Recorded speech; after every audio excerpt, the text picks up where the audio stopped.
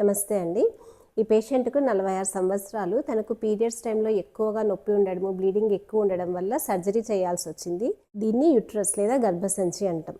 ఈ కింద భాగము ఇది సర్విక్స్, అంటే గర్భసంచి ముఖద్వారము అంటాం కదా, అదే అన్నమాట.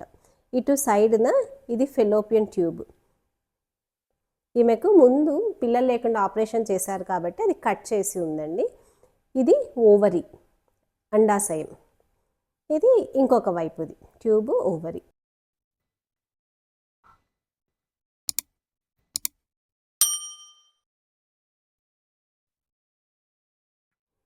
గర్భసంచి లోపలి భాగం, ఈ భాగంలో ఇది మైల అయ్యే పొర అన్నమాట, బ్లీడింగ్ అయ్యే లేయర్. ఇక్కడ వచ్చి గర్భం నిలబడుతుంది. ఈమెకు గడ్డలు కూడా ఉన్నాయి, చిన్న చిన్న గడ్డలు మల్టిపుల్ ఉన్నాయి. ఇక్కడ ఒకటి ఉంది, ఇక్కడ ఒకటి ఉంది.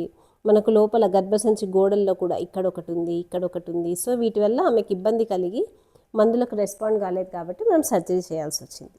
Thank you.